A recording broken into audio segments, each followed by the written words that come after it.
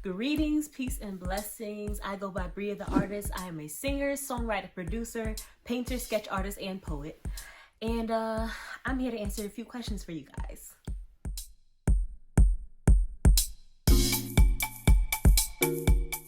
I would say my creative process when I'm writing a song is pretty arbitrary. I create based on whatever mood I'm in at the moment. So if I'm feeling like I want a jazzy kind of vibe, I'll create a jazzy kind of song.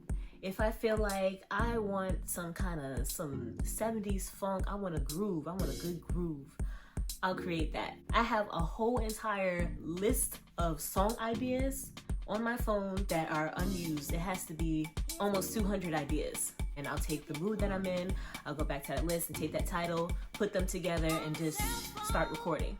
I like to do layers on layers on layers, and that's where my visual art technique meets my musical technique.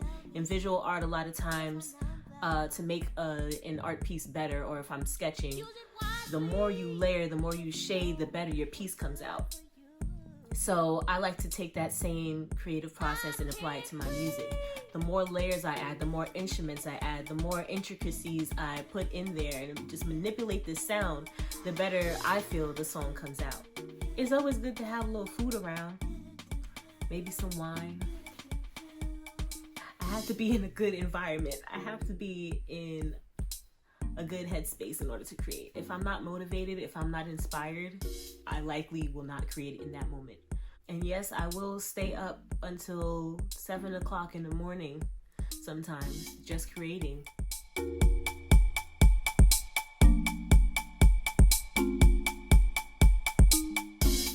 Oh my goodness. My sound is very ethereal. I use a lot of soft tones in my singing, so it creates this intent listening experience. My sound is transcendental, otherworldly, and quite soulful.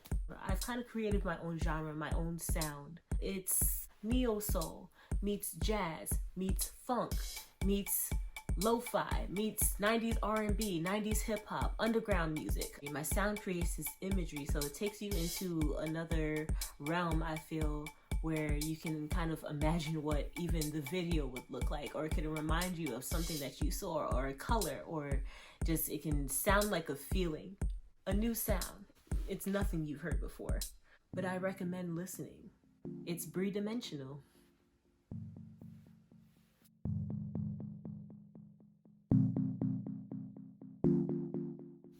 I really started performing live music at my alma mater, Lincoln University, the first HBCU. I would do talent shows and showcases here and there, and I was very shy. I was so shy. I remember the first time that I did something, it was me and two other girls, and we got up on stage and sang a cappella, End of the Road by Boyz II Men, and that feeling was probably the first time that I felt, okay, I want to be on stage. It's really hard to pick out the one thing I enjoy most about being a musician, because there's so many things. There's so many things to enjoy about it. I love audience feedback. I love the fact that people actually want to hear my music. Like, that still blows my mind that people actually still want to hear my music. Like, they actually ask for me. The best sound is that crowd cheering, the crowd going crazy. Bria the Artist. People chanting my name, people singing my lyrics. Bria the Artist. Hey! Bria the Artist. Bria the Artist. It is the absolute best feeling, and I can't wait to take it to the top. I can't wait to get there to the point where I'm at sold out stadiums and everybody's singing my lyrics along with me. That's just the best feeling. That's just, I love it. I am 100% self-taught. I recorded and produced the majority of my album Moon Swings all on my phone. When you have limited resources, you do what you gotta do.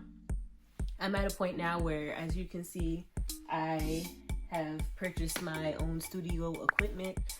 By the grace of God, I'm still learning. It's a lot to learn, and I'm not the most tech savvy person.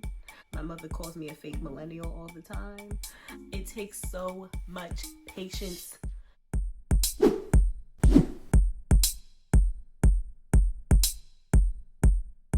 I like to manipulate my voice to the point where you sometimes almost can't tell that it's me on the track. So I like to do like little whisper tones.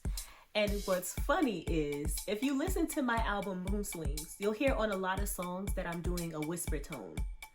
And that is because when I was recording the album, I was recording it on my phone in my house, and my mom was upstairs asleep. So I had to whisper the notes, and I heard it back and I was like, I might be onto something here. So I ended up just using it in the music. I ended up just using it in a lot of my songs. So now I do a lot of whisper notes and whisper tones and just very, this soft sound. So a little fun fact for you.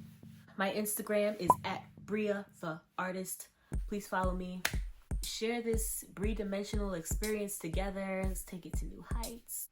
Thanks. Get that in your head. Get that in your head. Are we done?